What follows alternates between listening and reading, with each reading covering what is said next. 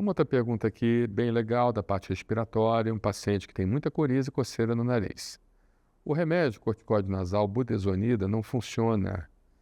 Será que não teria um remédio mais eficaz? É uma pergunta bem legal, simples, né, e que vai ajudar muita gente. Preste atenção. A gente tem vários mecanismos de rinite.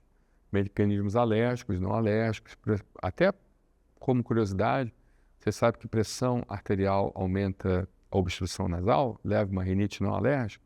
Obesidade leva a rinite não alérgica, porque quando você tem um aumento do volume abdominal, um aumento da gordura visceral, você produz substâncias pró-inflamatórias. E essas substâncias pró-inflamatórias, por sua vez, elas agem na mucosa nasal e elas causam um processo irritativo na mucosa nasal, entende? E não só isso, né? Quanto maior o seu peso, mais o seu coração vai trabalhar para poder distribuir o sangue pelo corpo e ele distribui também para a face, então acaba irrigando mais a face, né? E fora as rinites, né, da idade e tudo mais. Então, assim, as rinites alérgicas, elas podem ter um pouco mais de obstrução e podem ter um pouco mais de coceira com espirros e coriza, tá? Então, uma rinite com mais obstrução, a gente tem um efeito, a gente tem uma ação melhor do corticoide nasal. Então, a budesonida, o furoato de fluticasona, a ciclesonida, acho que nem existe mais ciclesonida, foi retirada do mercado, né? E vários outros tipos de corticóides nasais, a mometasona, podem ser utilizados quando a rinite é mais obstrutiva.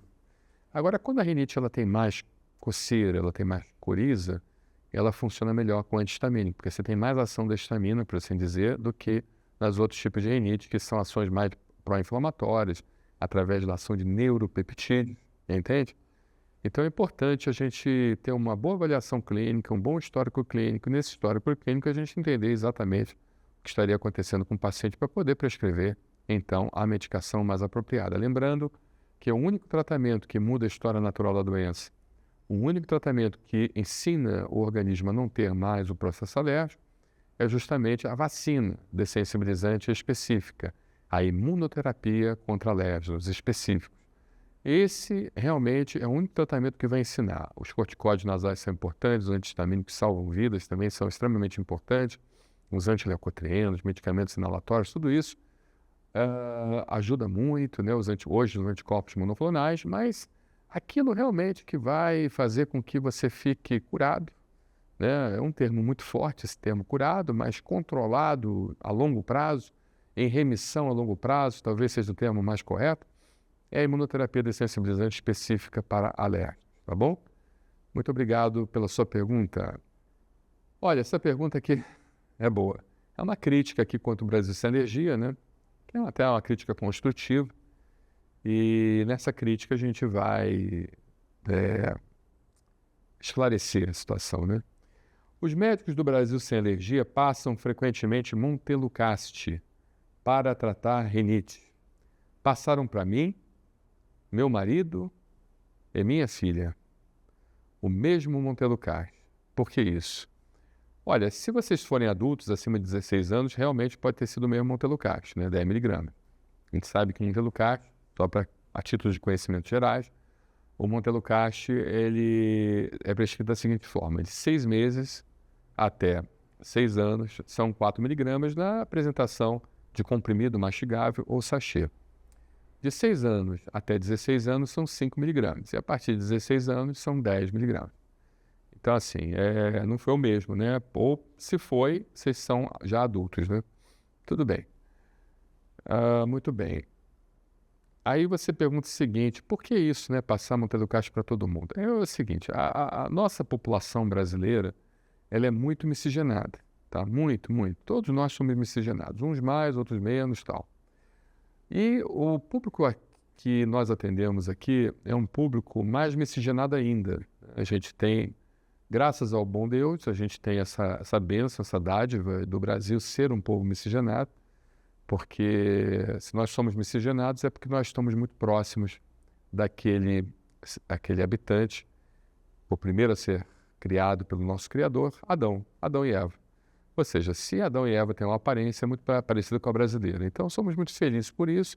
Isso também acaba nos dando bastante benefício de todas as raças, né? benefícios dos mais diversos tipos. Por isso que o brasileiro é um povo que, de certa forma, se relaciona com qualquer povo, né? Interessante, quando a gente vai para o exterior, é muito difícil aquele brasileiro que domina bem o idioma, ele ficar restrito somente à comunidade brasileira. Se ele fica restrito à comunidade brasileira é porque ele não domina o idioma, somente por isso, mas não é questão cultural. Então, quem domina bem o idioma de um país onde você está, você se relaciona com todos, né? Tanto com os brancos, com os índios, com os negros, com as mais diversas etnias, sejam árabes, judeus e tudo mais. Então, o brasileiro circula nisso. Isso é uma experiência própria minha. Quando eu migrei para o Canadá, eu tenho amigos de várias nacionalidades e várias etnias, né? Ucraniano, árabe, italiano, brasileiros, né? Menos brasileiros de qualquer outra etnia, né? Então, é uma característica muito positiva nossa. E uma das situações também é que é o seguinte: o leucotrieno, ele está envolvido muito em determinadas etnias, né? E como o brasileiro é muito miscigenado, então acaba havendo um envolvimento dessa substância que causa alergia, chamada leucotrieno. Então, se você não fizer o antileucotrieno, você acaba não tendo uma resposta clínica aqui no Brasil. Certamente, se você fosse mais para países caucasianos, você teria menos envolvimento de leucotrienos, né? Países mais aqui miscigenados, com influências africanas, influências também de povos nativos, você tem um envolvimento maior de leucotrienos. Então, o nosso público aqui é um público muito miscigenado, né? Aqui nós atendemos aqui. Então, é um público que responde muito ao leucotrieno. E a gente acaba prescrevendo para rinite alérgica o leucotrieno para muita gente, tá? E com excelentes resultados, principalmente naquela fase de indução da imunoterapia, porque a gente sabe que a vacina de alergia, ela demora pelo menos 2 a 3 meses para começar a funcionar, ter a sua funcionalidade plena, né? A gente precisa manter de 2 a 5 anos o tratamento, porque a gente precisa produzir os chamados linfócitos de memória, linfócitos reguladores, anticorpos bloqueadores e tudo mais. Por isso que a gente mantém o tratamento, mesmo em paciente bem, mas para que a gente melhore clinicamente ele, melhore a qualidade de vida dele, de um paciente com rinite alérgica, a gente inicia leucotrieno com antihistamínico, a gente pega essas duas vias, porque há envolvimento de histamina, há envolvimento de leucotrieno, então a gente pega essas duas vias mais o corticoide inalatório, corticoide nasal, e iniciamos concomitante imunoterapia, vacina de alergia dessensibilizante específica associada ao controle de ambiente. E o índice de resposta é muito bom. Só que você deve ter notado, e era interessante talvez você conversar com as pessoas que você conhece que se tratam também no projeto Brasil Sem Alergia, que depois de um tempo, depois de 2 meses, 3 meses no máximo, a gente suspende e nunca mais volta a utilizar leucotrieno. Ou seja, o nosso tratamento ele consiste em atitudes, né, de cuidado pessoal, com a lavagem nasal, com controle de ambiente e também com a imunoterapia, tá bom? Muito obrigado pela sua pergunta. Tem um outro paciente que diz o seguinte: eu tenho uma IgE baixíssima, quase zero. Como explicar a minha urticária, que dura mais de 6 meses? Ou seja, ele está achando que a urticária é somente alérgica, né? Quem acompanha um canal sabe que a urticária ela tem várias origens, né? Só para você ter uma ideia, né? Urticária crônica. Vamos falar da urticária crônica, que a urticária aguda a gente já falou muito, está mais relacionado com infecções e tudo mais e outras coisas. Se vocês quiserem saber só um pouquinho mais de urticária aguda, é só botar urticária aguda no site brasilsemalergia.com.br, que você vai encontrar muita coisa lá. Mas vamos falar um pouquinho da urticária crônica. A urticária crônica, ela é dividida em 3 tipos, né? Idiopática, induzida a questões, a estímulos físicos, né? Pressão, frio, calor, vibração, atividade física e tudo mais. E você tem a urticária crônica espontânea. A urticária crônica espontânea é subdividida mais em 3 tipos. Urticária crônica espontânea alérgica, autoalérgica, ou seja, você desenvolve alergia a você mesmo, e a chamada urticária crônica espontânea autoimune.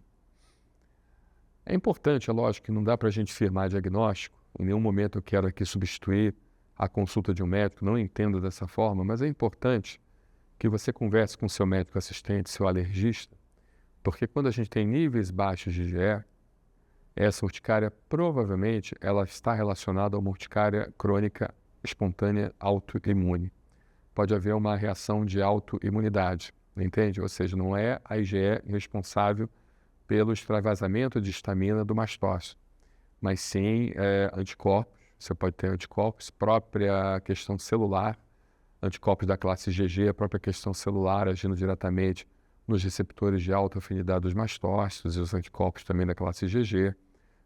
Então, existem algumas doenças como lúpus eritematoso sistêmico, como artrite reumatoide, a própria tireoidite Hashimoto, né? Inflamação da tireoide com produção de autoanticorpos, principalmente o antitireoglobulina. O antitireoperoxidase está mais relacionado à autoalergia. E quando você tem tireoperoxidase aumentada, pode ser que você tenha IgE também aumentada, que é como se você produzisse autoanticorpos contra você próprio, né? No sentido de desenvolver alergia a você próprio. Já a antitireoglobulina não, está relacionada mais à autoimunidade mesmo. Então é isso, é basicamente isso. Vamos investigar a urticária crônica espontânea autoimune no seu caso. É uma possibilidade, tá bom? Obrigado aí pela sua pergunta.